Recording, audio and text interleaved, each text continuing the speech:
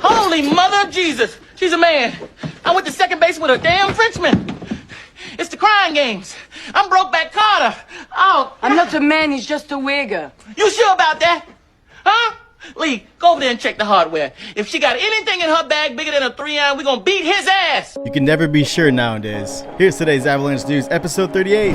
Mirae Asset Global Investments, which is Korea's largest asset manager with $316 billion AUM, signed with Ava Labs to pioneer fund tokenization and on-chain operations. With nearly half of its assets overseas, Mirae is set to channel global capital into Avalanche. For me, this is massive. You know, I've always thought that Avalanche is just a gaming chain, but it's not really just much of a gaming chain anymore. It's really being recognized as a financial infrastructure. You know, when you have a firm that has that much weight and actually commits, it signals to others that the ecosystem being built for institutions. The Avalanche Foundation announced the Audit Marketplace built by Oreta with 20 plus trusted providers ready to review and secure smart contracts. I like this because it's a builder first move. You know, security and audits are like one of the biggest pain points for teams, and Avalanche is making it easier, removing the friction, right? And it means safer projects, stronger foundation, and more confidence for developers, and that makes me really excited. FIFA Collect launched Road to Semifinal Glory Packs on Avalanche. These include rights to buy World Cup 26 knockout tickets and even chances for a semi-final access, plus collectibles tied to the Collect 11 challenge. For me, this is a global spotlight moment because football in general is like one of the biggest sports out there. You can't really say much about American football or NBA, right? Because they're very smaller compared to football, because that's more of a national thing, right?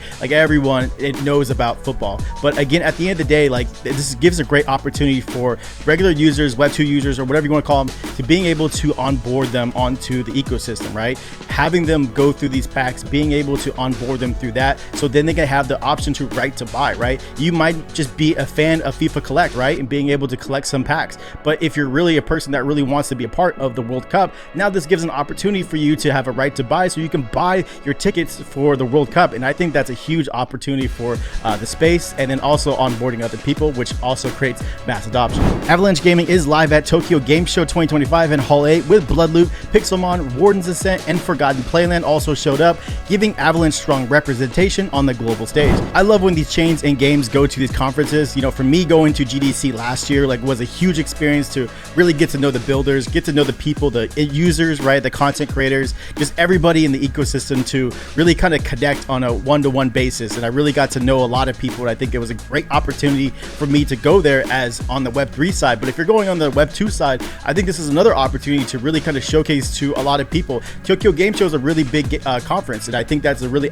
big opportunity for Avalanche to go over there, showcase some of their premier games, and really kind of just showcase it on that platform. I think the booth on there is actually really cool as well. So I think having a good booth and having good games on there, really showcasing that for that chain and for the ecosystem, I think it's a huge plus. ThaDream published an article calling Avalanche TradFi's favorite playground, pointing to Wyoming's FRNT stablecoin, Korea's KRW1, and tokenizing pilots with Citi, Apollo, KKR, and JP Morgan. His point was clear: with other chains chase culture, Avalanche is locking in financial rails. I think this is perfectly with every stablecoin or fund on Avalanche that brings new liquidity that can spill into DeFi, NFTs, and also gaming as well. Like, also just showcases that Avalanche isn't just like the gaming chain, the DeFi, right, the NFT, like it's everything, right? And also now it's becoming the chain for institutions that they can trust, because all these great things that have been happening these past couple months, really they're looking into it and they're like, oh, this is actually a great chain. So I'm really happy for what Avalanche has been doing these past few months, and I love the direction that they're going.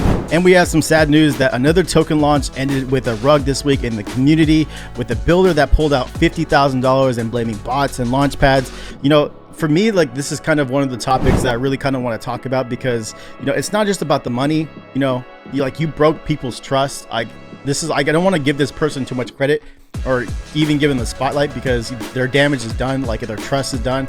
But like, when you think about it though, you're really hurting people. You know, like when you make these tokens, like what's the one thing that people really think, right? Who's behind it, right? Who's creating this? Why didn't it give me money, right? Like, people invest stuff, they're hoping that that they trust you, you know, that they're going to make the money and stuff like that. Like, if you don't do that and you just pull out early and you don't fall with the ship, right? Like, you're not the captain of the boat, you're not sinking with the ship. Like, what's the point of having these tokens? So like, for me, this is kind of just one of the topics that I really kind of just wanted to address this situation, because again, I think that like it's not that big, because it's obviously not hitting main news of everyone talking about it, but I just think that this is a very important for, as a creator out there or anyone out there that's really thinking about making a token out there, that it really does hurt people if you do pull out that, if you go into the opportunities of really wanting to, you know, make some quick money, because yeah, you can make some money, but but you're really going to hurt your reputation. You're going to hurt your credibility for years to come, if not forever, you know? So be safe out there, guys. I really hope you guys have a great day. Thank you all so much for watching. And as always, you can